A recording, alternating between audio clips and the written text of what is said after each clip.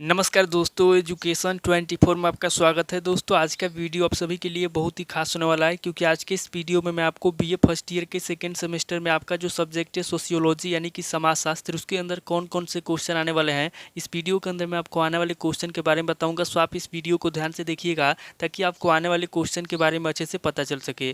तो आइए बिना किसी देरी के हम लोग शुरू करते हैं और सबसे पहले अति लघु उत्तरीय प्रश्नों के बारे में जानते हैं। तो यहाँ पे अति लघु उत्तरीय प्रश्नों में पहले प्रश्न की बात की जाए तो यहाँ पे आपका पहला प्रश्न दिया हुआ है, अनुकूलतम अथवा आदर्श जनसंख्या के सिद्धांत की आलोचना कीजिए।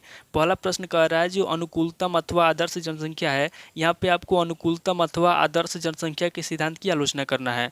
अब अगले क्वेश्चन की बात की जाए तो यहाँ पे आपका दूसरा क्वेश्चन दिया हुआ है, भारतीय समाज में स्त्रियों की स्थिति की विवेचना कीजिए। दूसरा क्वेश्चन कह रहा है जो भारतीय समाज है, यहाँ पे आपको भारतीय समाज में स्त्रियों की स्थिति का विवेचना करना है। अब अगले क्वेश्चन की बात की जाए तो यहाँ पे आपका तीसरा क्वेश्चन दिया हुआ है, पिछड़ा वर्ग का क्या अर्थ है। तीसरा क्वेश्चन कह रहा है जो पिछड़ा वर्ग है उसका क्या अर्थ है, यहाँ पे आपको पिछड़ा वर्ग का अर्थ बताना है। अब अगली क्वेश्चन की बात की जाए तो यहाँ पे आपका चौथा क्वेश्चन दिया हुआ है, सामाजिक वर्ग की अवधारणा स्पष्ट कीजिए। चौथा क्वेश्चन कह रहा है जो सामाजिक वर्ग है, यहाँ पे आपको सामाजिक वर्ग की अवधारणा स्पष्ट करना है। अब अगले क्वेश्चन की बात की जाए तो यहाँ पे आपका पांचवा क्वेश्चन दिया हुआ है, धर्म का अर्थ एवं परिभाषा को संक्षेप में बतलाइए।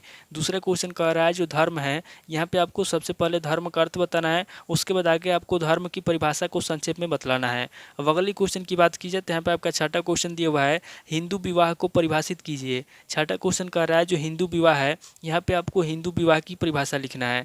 अब अगली क्वेश्चन की बात की जाए तो यहाँ पे आपका सातवां क्वेश्चन दिया हुआ है, जाति प्रथा की विशेषताएं बतलाइए। सातवां क्वेश्चन कह रहा है जो जाति प्रथा है उसकी कौन कौन सी विशेषता है, यहाँ पे आपको जाति प्रथा की विशेषता बताना है। अब अगली क्वेश्चन की बात की जाए तो यहाँ पे आपका आठवां क्वेश्चन दिया हुआ है, प्रजाति की विशेषताएं बतलाइए। आठवां क्वेश्चन कह रहा है जो प्रजाति है उसकी क्या विशेषता है, यहाँ पे आपको प्रजाति की विशेषता बताना है। अब अगली क्वेश्चन की बात की जाए तो यहाँ पे आपका नवा क्वेश्चन दिया हुआ है, भारतीय समाज की विभिन्नताएं बतलाइए।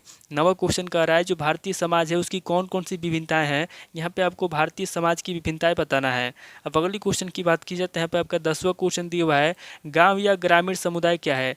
10वां क्वेश्चन कह रहा है कि गाँव या ग्रामीण समुदाय क्या है, यहाँ पे आपको गाँव या ग्रामीण समुदाय के बारे में बताना है। अब अगली क्वेश्चन की बात की जाए तो यहाँ पे आपका 11वां क्वेश्चन दिया हुआ है, रचनात्मक प्रकार्यात्मक परिप्रेक्ष्य क्या है। 11वां क्वेश्चन कह रहा है कि संरचनात्मक प्रकारात्मक परिप्रेक्ष्य क्या है, यहाँ पे आपको संरचनात्मक तथा प्रकारात्मक परिप्रेक्ष्य के बारे में बताना है। अब अगले क्वेश्चन की बात की जाए तो यहाँ पे आपका 12वां क्वेश्चन दिया हुआ है, संयुक्त परिवार को परिभाषित कीजिए। 12वां क्वेश्चन कह रहा है जो संयुक्त परिवार है, यहाँ पे आपको संयुक्त परिवार की परिभाषा लिखना है। तो ये टोटल आपके 12 क्वेश्चन हो गए जो आपसे अति लघु उत्तरीय प्रश्न में पूछे जाएंगे। अब आगे हम लोग लघु उत्तरीय प्रश्नों के बारे में जानेंगे। तो यहाँ पे लघु उत्तरीय प्रश्नों में पहले प्रश्न की बात की जाए तो यहाँ पे आपका पहला प्रश्न दिया हुआ है, कस्बा से आप क्या समझते हैं। पहला क्वेश्चन कह रहा है जो कस्बा है उससे आप क्या समझते हैं, यहाँ पे आपको सबसे पहले कस्बा के बारे में बताना है। अब अगले क्वेश्चन की बात की जाए तो यहाँ पे आपका दूसरा क्वेश्चन दिया हुआ है, भारतीय सामाजिक संरचना के प्रमुख तत्वों की विवेचना कीजिए।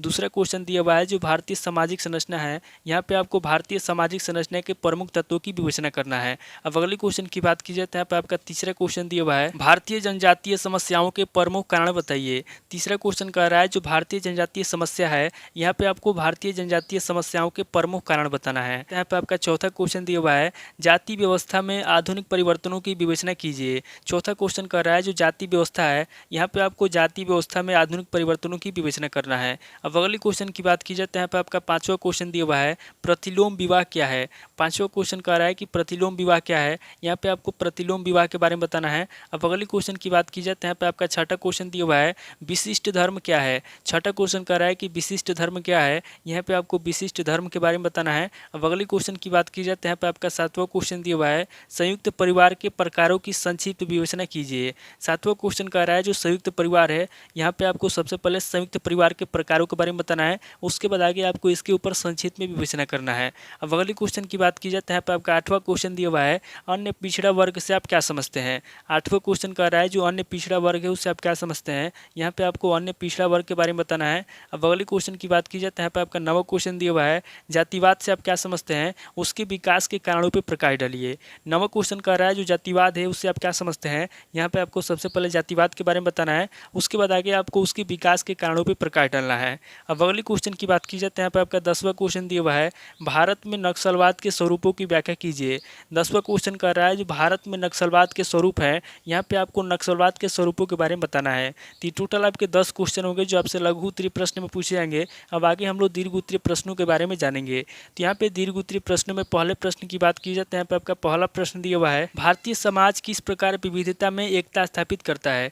पहला प्रश्न कह रहा है जो भारतीय समाज है, भारतीय समाज किस प्रकार विविधता में एकता स्थापित करता है। यहाँ पे आपको बताना है कि भारतीय समाज किस प्रकार विविधता में एकता स्थापित करता है। अब अगले क्वेश्चन की बात की जाए तो यहाँ पे आपका दूसरा क्वेश्चन दिया हुआ है, भारतीय समाज के अध्ययन में भारत विद्या शास्त्रीय परिप्रेक्ष्य की उपयोगिता पर प्रकाश डालिए। दूसरा क्वेश्चन कह रहा है जो भारतीय समाज है, यहाँ पे आपको भारतीय समाज के अध्ययन में भारत विद्या शास्त्रीय परिप्रेक्ष्य की उपयोगिता पर प्रकाश डालना है। अब अगले क्वेश्चन की बात की जाए तो यहाँ पे आपका तीसरा क्वेश्चन दिया हुआ है, निर्जातीयता से आप क्या समझते हैं, भारतीय समाज पर इसके प्रभाव की विवेचना कीजिए। तीसरा क्वेश्चन कह रहा है कि निर्जातीयता से आप क्या समझते हैं। यहाँ पे आपको सबसे पहले निर्जातीयता के बारे में बताना है, उसके बाद आगे आपको भारतीय समाज पर इसके प्रभाव की विवेचना करना है। अब अगले क्वेश्चन की बात की जाए तो यहाँ पे आपका चौथा क्वेश्चन दिया हुआ है, भारत की जनजातियों का भौगोलिक या प्रादेशिक वर्गीकरण कीजिए। चौथा क्वेश्चन कह रहा है जो भारत की जनजातियाँ हैं, यहाँ पे आपको भारत की जनजातियों का भौगोलिक या प्रादेशिक वर्गीकरण करना है। अब अगले क्वेश्चन की बात की जाए तो यहाँ पे आपका पांचवा क्वेश्चन दिया हुआ है, हिंदू विवाह में हो रहे नवीन परिवर्तनों का चित्रण कीजिए। पांचवा क्वेश्चन कह रहा है जो हिंदू विवाह है उसमें जो नवीन परिवर्तन हो रहा है, यहाँ पे आपको हिंदू विवाह में हो रहे नवीन परिवर्तनों के बारे में बताना है। अब अगले क्वेश्चन की बात की जाए तो यहाँ पे आपका छठा क्वेश्चन दिया हुआ है, भारतीय सामाजिक जीवन में धर्म के महत्व की विवेचना कीजिए। छठा क्वेश्चन कह रहा है जो भारतीय सामाजिक जीवन है, यहाँ पे आपको भारतीय सामाजिक जीवन में धर्म के महत्व की विवेचना करना है। अब अगले क्वेश्चन की बात की जाए तो यहाँ पे आपका सातवां क्वेश्चन दिया हुआ है, भारतीय मध्यम वर्ग की प्रमुख विशेषताओं का चित्रण कीजिए। सातवां क्वेश्चन कह रहा है जो भारतीय मध्यम वर्ग है, यहाँ पे आपको भारतीय मध्यम वर्ग की प्रमुख विशेषताओं के बारे में बताना है। अब अगले क्वेश्चन की बात की जाए तो यहाँ पे आपका आठवां क्वेश्चन दिया हुआ है, भारतीय समाज में स्त्रियों की स्थिति की विवेचना कीजिए। आठवां क्वेश्चन कह रहा है जो भारतीय समाज है, यहाँ पे आपको भारतीय समाज में स्त्रियों की स्थिति की विवेचना करना है। अगले क्वेश्चन की बात की जाए तो यहाँ पे आपका नौवां क्वेश्चन दिया हुआ है, माल्थस के जनसंख्या सिद्धांत की विवेचना कीजिए। नौवां क्वेश्चन कह रहा है जो माल्थस के जनसंख्या सिद्धांत है, यहाँ पे आपको माल्थस के जनसंख्या सिद्धांत के बारे में बताना है। अब अगले क्वेश्चन की बात की जाए तो यहाँ पे आपका 10वां क्वेश्चन दिया हुआ है, भारत में राष्ट्रीय एकीकरण के अवरोधक तत्वों की विवेचना कीजिए। 10वां क्वेश्चन कह रहा है कि भारत में जो राष्ट्रीय एकीकरण के अवरोधक हैं, यहाँ पे आपको राष्ट्रीय एकीकरण के अवरोधक तत्वों के बारे में बताना है। अब अगले क्वेश्चन की बात की जाए तो यहाँ पे आपका 11वां क्वेश्चन दिया हुआ है, भारत में सांप्रदायिकता की समस्या स्पष्ट कीजिए। 11वां क्वेश्चन कह रहा है कि भारत में जो सांप्रदायिकता की समस्या है, यहाँ पे आपको सांप्रदायिकता की समस्या के बारे में बताना है। अब अगले क्वेश्चन की बात की जाए तो यहाँ पे आपका 12वां क्वेश्चन दिया हुआ है, जनसंख्या वृद्धि पर नियंत्रण के उपाय बताइए। 12वां क्वेश्चन कह रहा है जो जनसंख्या वृद्धि है, यहाँ पे आपको जनसंख्या वृद्धि पर नियंत्रण के उपाय बताना है। तो टोटल आपके 12 क्वेश्चन हो गए जो आपसे दीर्घ उत्तरीय प्रश्न में पूछे जाएंगे। तो इस वीडियो के अंदर मैंने आपको अति लघु उत्तरीय प्रश्न, लघु उत्तरीय प्रश्न और दीर्घ उत्तरीय प्रश्न तीनों तरह के प्रश्नों के बारे में बता दिया। आप इन तीनों तरह के प्रश्नों को नोट कर लीजिए और किसी किताब से सीरीज से मिलाकर के याद कर लीजिए। तो दोस्तों आज इस वीडियो को मैं स्किप करता हूँ, मिलता हूँ आपसे नेक्स्ट वीडियो में। अगर आपको वीडियो अच्छा लगा तो वीडियो को लाइक कीजिए, शेयर कीजिए और कमेंट करके बताइए कि आपको नेक्स्ट वीडियो किस टॉपिक के ऊपर चाहिए। थैंक यू दोस्तों।